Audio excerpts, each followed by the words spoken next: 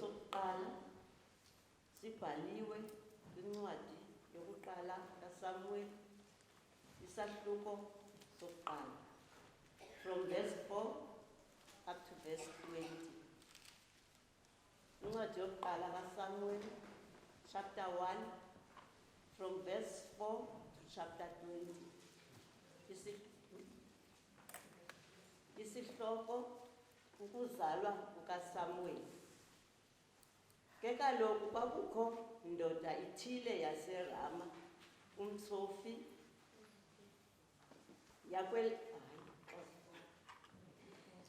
verse 4.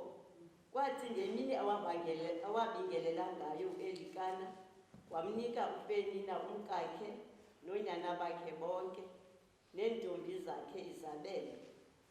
Ke uHana wamnika isabelo sabantu ababini ukuba ebemthanda uHana. Ke uYehova ebesivalile isizalo sakhe. Waza umkhweleteli wakhe wamana emchunuba ukuze ade acunuke ukuba uYehova ebesivalile isizalo sakhe. Wenje njalo uElikana iminyaka ngeminyaka xa wenyukayo ukuya endlwini kaYehova. Wenje njalo uPenina ukumqumbisa. uHana walila akadla.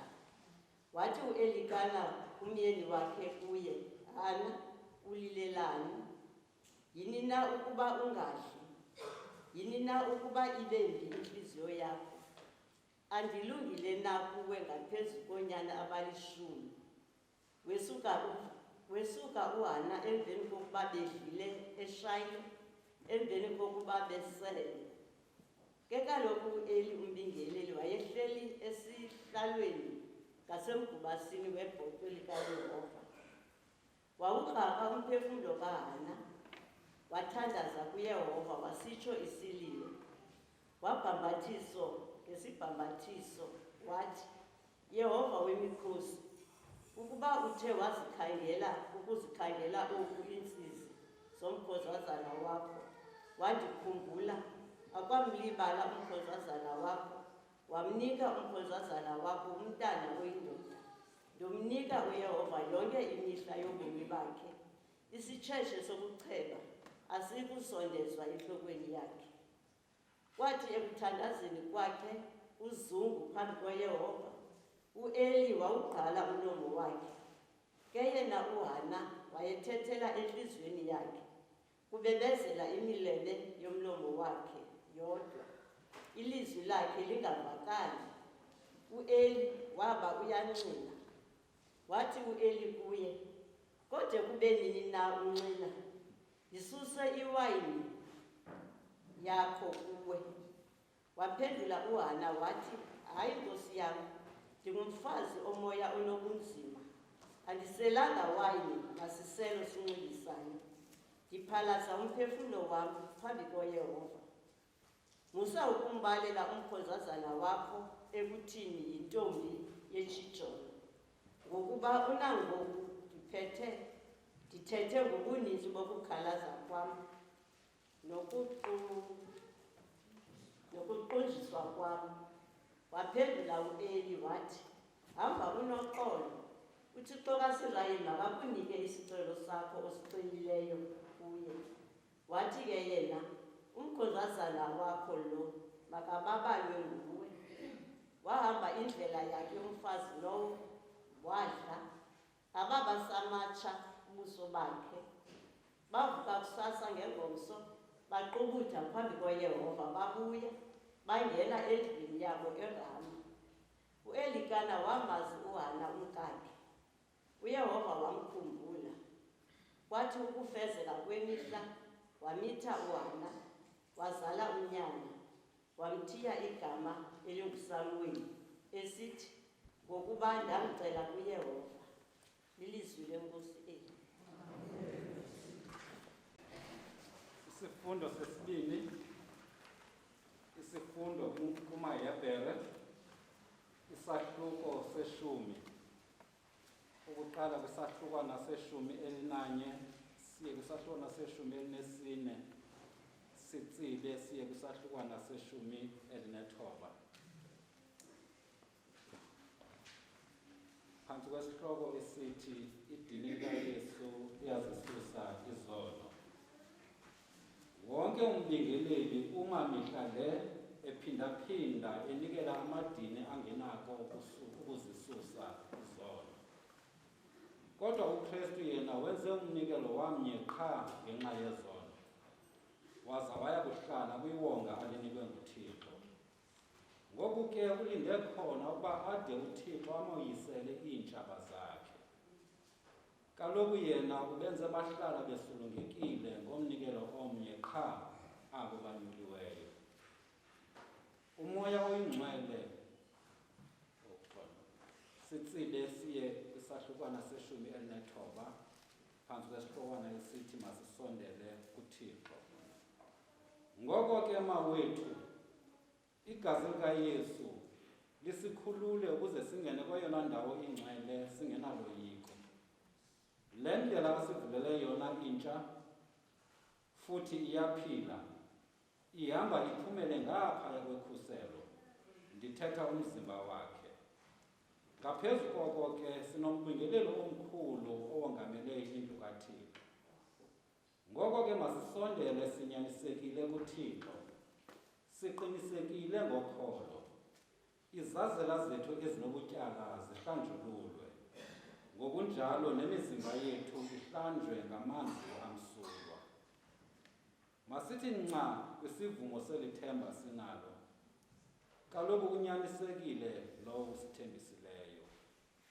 Ngoko ke masikhathalelane, sivuselelane uthando, ngokunjalo nokwenza imisebenzi emihle.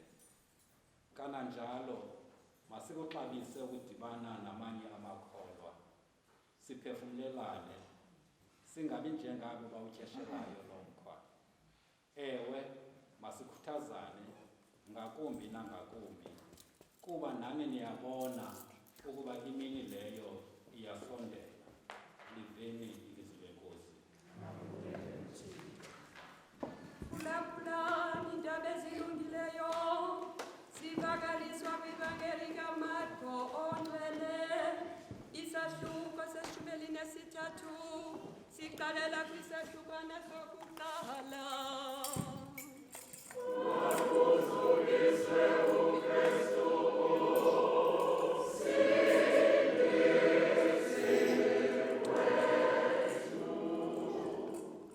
Kwakubona ukuba uyaphuma etempileni, uthi omnye umfundi wakhe kuye, "Mfundisi, uyawabona nala matye angaka, nezi zakhiwo zingaka?" Waphendula uYesu wathi, "Uyazibona na ezi zakhiwo zikhulu?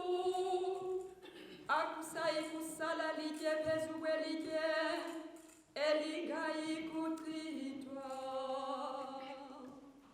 Baye akubona ukuba uhleli entabeni eminquma malungana netempile, bembuza ngasese oPetros noYakobi noYohane noAndreya, besithi, "Sixelele ukuba ziya kubakho nini na ezo zinto, nokuba uyakuba yini na umqondiso xa zonke ezo zinto ziza kupheliswa."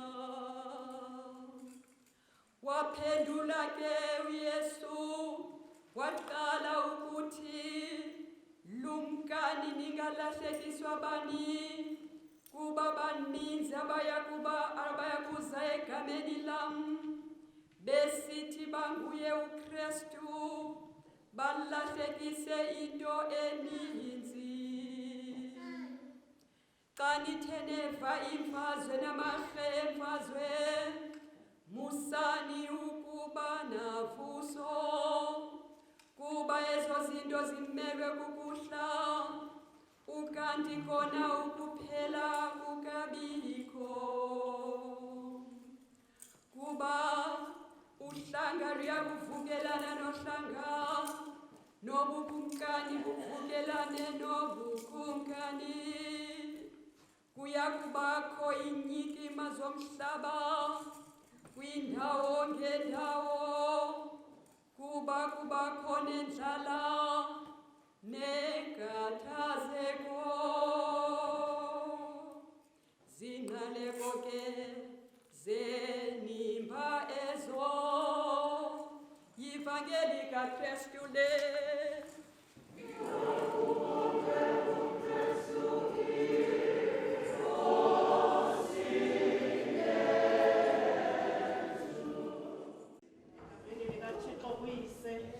Unyana nomoya oyingcwele. Amen.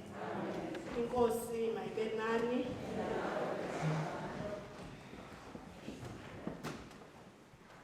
Hamba unoxolo. uThixo kaSirayeli makakunike isicelo sakho osicelileyo kuye. Sifumana lamazwi abhaliweyo kule ncwadi yokuqala kaSamueli esilazi sonke ibali. Imkhumbuza mna elibalile kule ncwadi kulonyaka kupheleyo ngale date. Qala mandithi happy birthday to me. Happy birthday. Imphakamele kakhulu ke lemini kuba this time last year inoba amaqondo obushushu bayazi abantu enanihleli nabo yayingu-32 kodwa mna ndandinxibe ijini ndinxibe yona tracksuit yakhe yashushu apha ngasentla. Khumbula kakuhle one of my friends efika phaa endlini late. Ndingumuntu oyithandayo kakhulu inyama ndingazishiya ezinye izinto eplatini kodwa andiyishiyi inyama. Wathi xa efika efrijini wafika kukho zonke iintlobo zenyama wathatha watya wathi tyhini kuyacaca uba iyagula le ntwazana kube kanti kukho inyama evuthiweyo. Xa ndiyijonga le nto kulona unyaka ndithi Ebeneza Nkosi yamazulu kude kwalapho kunye nayo, ngoba uSathana wayecinga ugqibile ngempilo yam kanti uThixo uyaqala. Kulo nyaka kupheleyo for the first time in my life ndandinekeyiki eyona keyiki yakhe yankulu apha ebomini kodwa andiyazi netaste yayo. Ndiyacela ke abantu ababethengela keyiki ndifithi for yona. Ezi zinto ke xa sizibalisa ubungqina obungathi abuyindawo. Kodwa sibulela uThixo ozizinto zonke kuthi. Athi umhlabeleli wamawisile Nkosi uYesu wena uzizinto zonke kuthi. Nam kulo nyaka kupheleyo kwathi nethi lijika ilanga ndathi kwaba nto endandihleli nabo bazalwana ndicela ndigoduke ngoku ngoba eyona nto ndiyidingayo yibhedi qha. Futhi nokuya ebhedini oku ndandisendisiya ndibambelela ngamadonga. Ndikhumbula amazwi umama uSola wayewathetha kum esithi hayi ngoku ndixakiwe ndicinga uba ndizizame zonke izinto ukhoshi makazokuthatha ngoba uzawufela apha. Ndimlona ke magatyeni I'm still alive by the grace of God. uThixo wenza ngabomu banamhlanje ndabelane nani amazwi. Xa ndiyijonga ke le ncwadi ingumthandazo kaHana. Ndiyifumanisa into yoba you know xa uThixo ekunika izinto with abundance ziba khona ii-tests on the way. Ngoba apha eyona nto uHana kuqala ibethelwayo nguPenina ubuyayifunda phaa kwezaa vesi zokuqala ithi wayethandwa kakhulu ngumyeni wakhe. Njengoba kukho namakhosikazi mabini kodwa iBhayibhile iyayigqamisa into yoba uHana was the favorite wife. Yile ngxaki sihlangene ngayo emakhaya. Yile ngxaki emakhaya abazali balala ubuthongo bokugqibela emangcwabeni. Kukho abantwana abanezikhalo abathi umama sasimbona uba ubani uyi-favorite yakhe. So uHana apha uhlekelwe loo nto nguPenina. Wamcaphukelela loo nto kuba intsukaphi intoba ndifuna i-attention yale ndoda. Qha i-attention yale ndoda yonke ikuwe Hana. Endaweni wacaphukela umyeni, wacaphukela umuntu ongenatyala. Zezi zinto sixakene nazo in our society. Uba ungumuntu owenza kakuhle napha emsebenzini kuthi kanti boss yakho iqonda ba mayibize wena kuqala ngoba uyayazi ba uzumbuza mibuzo uzawuyenza lento akucela yona, ucaphukelelwa loo nto instead oba kucaphukelwe uboss uzawucaphukelwa wena. Futhi wahleka uPenina ngelixesha uhane engafumani bantwana because ebecinga uba kuphumelela icebo lakhe. Wazingisa kweli icala uHana emthandazweni ecela kuThixo umntwana. Futhi walibala ngazo zonke ezinye ingxaki adilishana nazo, walibala ngalena ingxaki yokuba ecekiswa ngulo nkosikazi atshate naye kule ndoda kweli khaya, kodwa wazingisa kuThixo ecela umntwana. Mene ndizithetha ke izinto ngoba ndifuna isishiwe zizo. Imfundiso yanamhlanje ithi ifocus yakho kakhulu okanye ifocus yethu kakhulu mayingabi kwaba bantu basakhela amayelenqe, kodwa mayijongise kwimbangi nomgqibelelisi wokholo lwethu Yesu Kristu. Ukuze uThixo asive isicelo sakho, direct your prayer futhi uthandaze umthandazo kuwo. Ukuthandaza umthandazo nguwo ke ngulo woba uHana wayenayo ichoice yoba athi Thixo khawususe lo muntu ndiphethe kakubi kweli khaya. Kodwa uHana kaze angafuna suku uPenina endleleni yakhe yangathi ucula ingoma okanye ithetha amazwi akathethwe ngabantu esithi Nkosi ndiphumelelise phambi kweentshaba zam ukuze zibubone ubuhle bakho njengoThixo.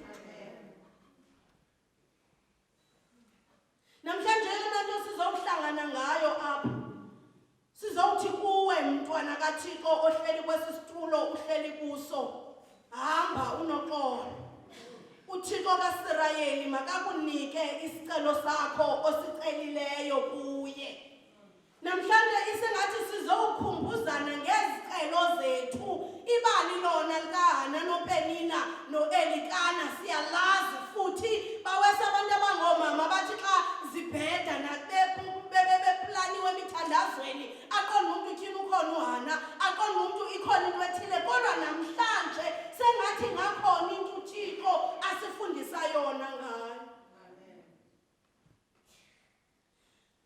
Namhlanje sizowuthi nakuwe hamba sixelisa laa ndoda yayingumlwelwe ileli i-38 years. You can imagine. Umuntu wayengumlwelwe i-38 years. Udathi Nkosi Aram xa kusithiwa efika uYesu ebuza uba uhlelele ntoni apha, ithi impendulo yakhe andinamntu. Wokuthi xa amanzi ethe agxothwa andiphose echibini. Kuthi uba mna ndiyaya ndiphangelwe ngomnye ukuya. Mhlawumbi nawe namhlanje bathi abantu xa bekubuza intoba kutheni kusenjene ebomini bakho uthi intoba ndiyamkhonza uThixo kodwa mna kandiva. Uyabava abanye abantu, kodwa namhlanje njengombingeleli sizokwenza isindululo esithi hamba unoxolo. uThixo makakunike ngokokucela kwakho. Zininzi into esizicelayo kuThixo. Futhi ngamanye amaxesha side silibale noba besicelile.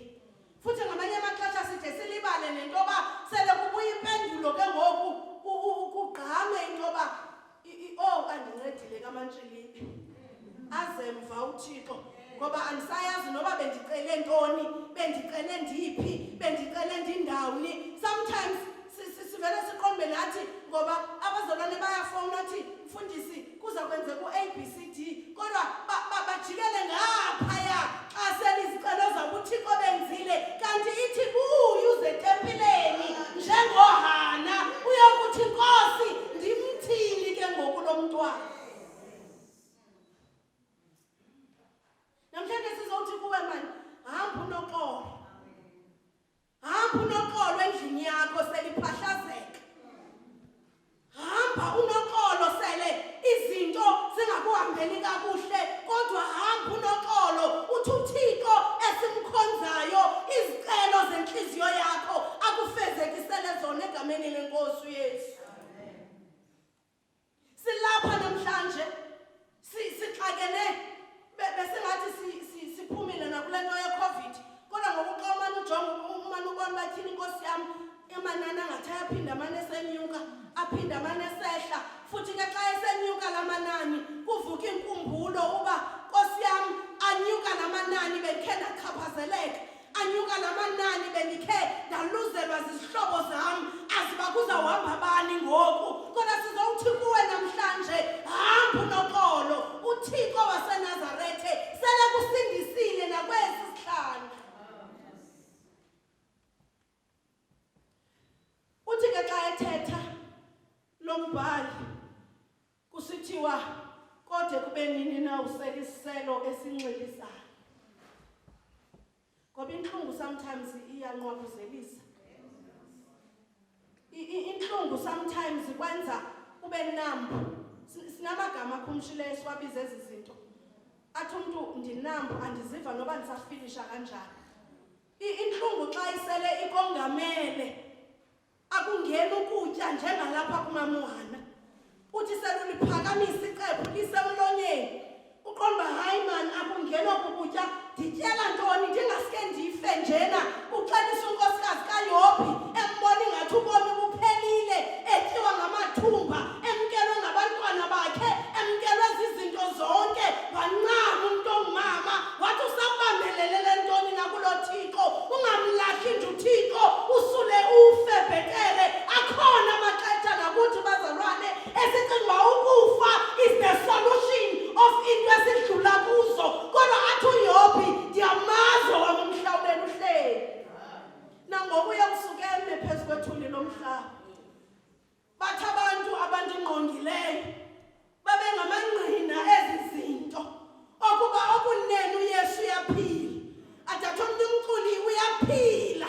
Kutheni ungabaxelela abantu ukuthi uYesu uyaphila? Ngoba uYesu uphila in our situations. Sekungathi uvalelwe emadini wengonyama, ingonyama ziza kutya, kodwa afika uThixo. Athi xa efika ukumkani abuziwa Daniel usaphilana, isikithi le ndoda aphila ngona phakade kumkani. Ngoba ingxaki is not meant to kill you, kodwa ingxaki are meant to make you strong. Ingxaki are meant to make you walk tall. Ingxaki zenzelwe into yobana ngabana ube lingqina lamangqina ngomso. Athi umuntu olahla ithemba uthi wena njengomKrestu hayi buza phaa kum ndikhe ndadlula nam. Ndiqinisekile kwisixeko sakhe kwakusithiwa xa kukhona abafazi abangazaliyo bethukwa emizini yabo kuthiwa kake niye phaa mani kwamamuhana niyobuza phaa into yoba umuntu ongazaliyo, umuntu owazana nengxaki wenza kanjani. Nawe ke namhlanje silapha sifanelanga savuka saze enkonzweni sivukele into yoba hayi sifuna ukubona uba sinxibe kakuhle, sinxiba ngayuniform. Asifanelanga savukele into yoba hayi nam mandiyomakisha upresent, kodwa sivukele into yoba simazi uYesu uyaphila. Sivukele into yoba sisazi uba ekuseni xa sivuka sithi Nkosi sibulela ukuba sivuke sisaphila sabona enye imini. Sekuzowuthi ke ekugqibeleni ithi kule ncwadi yevangeli ngokuvakaliswa kuMarko, apha uYesu uhleli nabafundi bakhe. Kukuqaleka kwenhlungu, kukuqaleka kwenimba, apho uYesu ezawungcatshwa ngabantu ahamba nabo endleleni, apho uYesu ezawuviswa kabuhlungu ngabantu aqhekeza kunye nabo isonka etafileni. Uthi xa ke ethetha nabo aba bantu phaya kuvesi 18 athi thandazani ke ukuze intsabo yenu ingabi khona ebusika. Kwasisifundo sokuqala kuthethwa ngomthandazo. Nakwesi sifundo sevangeli kuthethwa ngomthandazo. Uyabona ke xa ufika kwesi samaHebhere sesibini siyandoyikisa xa ndijonge ukuthi singababingeleli. Ngoba ithi kwesi kulena iBhayibhile ithetha ngedini elinyuswayo phaya kundikhoyo. Kodwa kulena iBhayibhile ithi umbingeleli ebusa. Meaning nokume esihlalweni esi sikaKristu kufuna kube into encekekhe ebusayo. Umuntu obusayo umuntu ozivalayo indlebe zakhe zenyama ukuze acele uThixo amnike indlebe zakwamoya. Selingqolo ininzi bezithetha abantu izinto kodwa athi mina ndiyivanga. Ngoba lo muntu lowo uzimisela ukubusa. Nathi ke namhlanje sifuna ukuzothi kuwe hamba unoxolo ukuze uThixo akuphe ngokwesicelo sakho. Xa bekuhleka abantu besithi awuzukuphuma kule meko kuyo. Xa bekuhleka abantu besithi you will never go back to yourself again. Kodwa wena uhlala uyazi intoba unayo umhlawulelo nguYesu. Futhi uyazi bebomini kukho decisions esizenzayo isele sidiscussile nabahlobo. Ilento sometimes kuyingozi ukuthatha decision influenced by other people. Because kuba nzima ke ngoku xa kufuneka uzimele wedwa ngenqa elangeni kuba bazawuthina abantu ukudiscusse kunye nabo. Into ke ye-decision making siyibona apha kuHana intoba akazange aqale next door.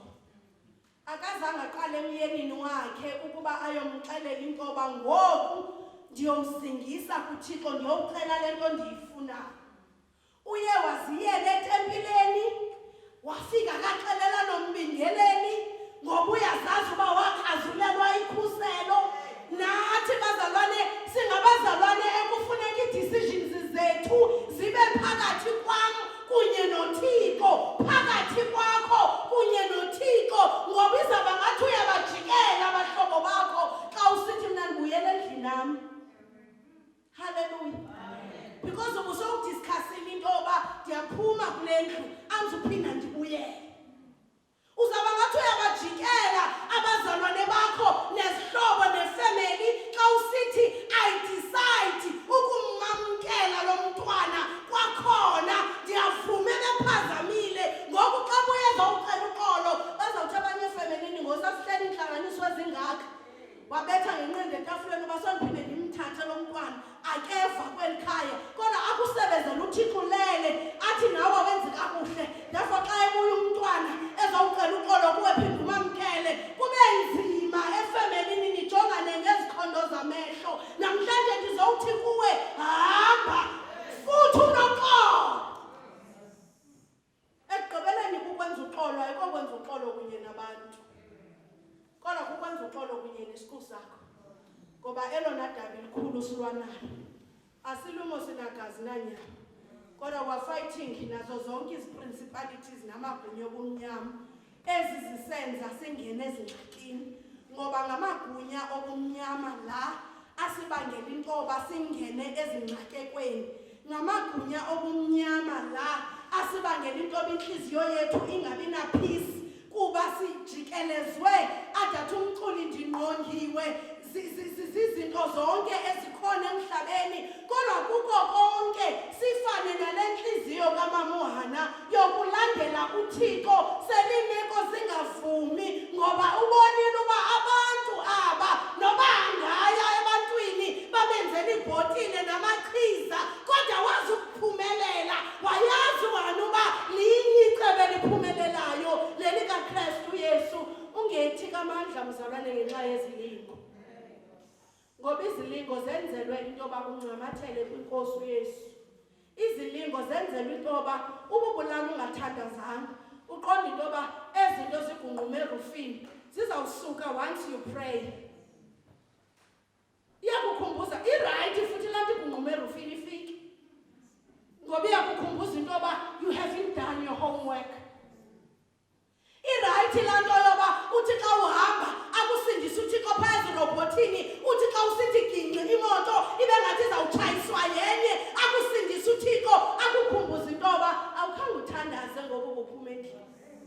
ucimele ndlela yeyakho. Uright uThixo bazalwane ngenxa because uThixo sikhumbuza ngendlela uthi xa uqala uhlala sisinomawa ngaphezulu esitulweni sikuphequla isitulo siyokulalisa kude ngoba uThixo uthi you have sanitized everything kodwa wasanitize ngomthandazo. Ngoba izinto azisuki ngoba sihlakaniphile, azisuki ngoba silumkile. Futhi bazalwane njengalapha xa sinongqamanisa uPenina sinokuthi wayesetshenziswa ngumtyholi, uHana wayemele amazulu. Kutheni ke ngokuthi na we want to tell a blind eye ukuthini bazalwane zikhona i-principalities of darkness. Bazalwane uSathane ukhona, futhi uSathane uyamhlokoloza umuntu, futhi uSathane umhlokoloza umuntu ngandlela zonke azifumanayo. uSathane ukuhlokoloza ungumzali xa engakufumani angene ebantwaneni bakho. Ukuhlokoloza uSathana nithi benimke kusasa nehlukene umyeni nenkosikazi umnyabheka emsebenzini nomnyabheka emsebenzini kumnandi kodwa kuthi xa kubuywa omnye uqumbila ngasafuna uthetha. Uyahlokoloza uSathana abe khona bazalwane and influence your finances. Uba ngaphangela, uba ngapeya, awuyiboni imali ubiyaphi. Up until you surrender all unto Jesus. Up until uthi Nkosi mina ndinawo amandla okuma ngokwami kodwa ndithemba amandla avela kuwe. Ngoba uHana apha kuthiwa wayengasathethi into ngomlomo kodwa wayethethelwa zinyembezi zakhe kubibizela imilebe yomlomo wakhe kodwa uThixo eyiva lento ayithethayo. Namhlanje ke elokugqiba bazalwane lithi hamba unoxolo. uThixo makakuphe okucelwa inhliziyo yakho egameni likaKristu. Amen.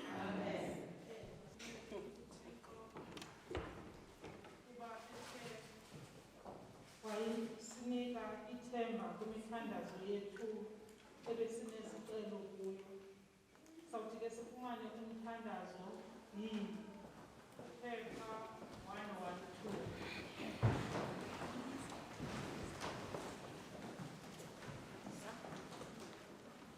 Thixo ongamandla onke, owethu osezulwini, usifundisile ukuthandaza nokwenza imibulelo ngenxa yabantu bakho bonke.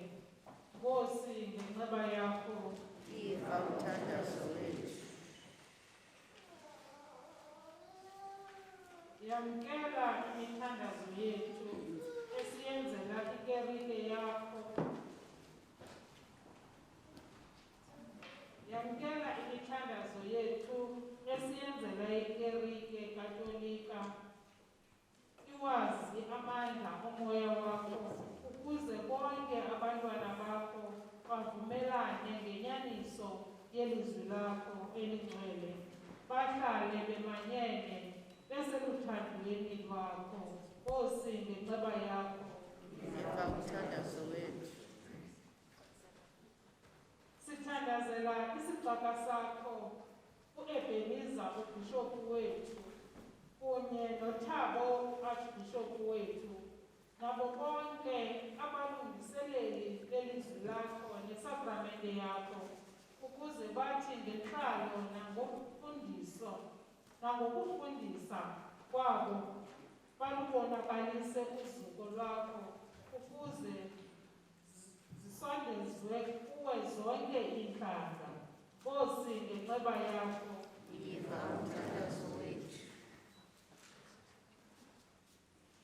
luleka uphumelelise siyakuthandaza abo bazamela ukusasazwa kweendaba zakho ezilungileyo. Uwakhanyisele ngomoya wakho onke amaziko omsebenzi nawemfundo nawokuphilisa. Nkosi, ngenxeba yakho Yiva umthandazo wethu. sithandazela abo basemagunyeni nakwizikhundla zokulawula baphakathi kwezizwe ukuze balawule ngobulumko nangobulungisa bakhuthaze uxolo nolonwabo ehlabathini lonke. Nkosi, ngenceba yakho.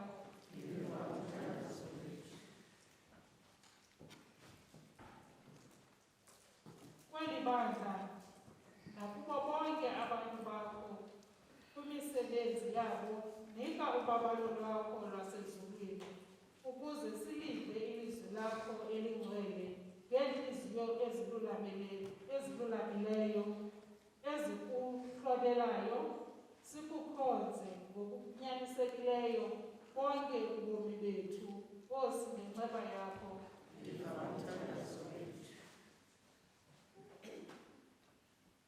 Siyakubonga, sikubulela ngabangcwele bakho bonke, ngokukodwa intombi esikelelweyo uMaria, unina kaYesu Kristu iNkosi yethu, nangawo amagoqa okholo esizukulwaneni zonke, saye siyaziyaleza izicaka zakho ezafayo, sithandaza ukuba thina singene kunye nabo kwinzaliseko yovuyo lwakho olungapheliyo. Nkosi, ngenceba yakho. Cela sitsho sonke. Wenze oku bawo ngenxa kaYesu Kristu. Amen.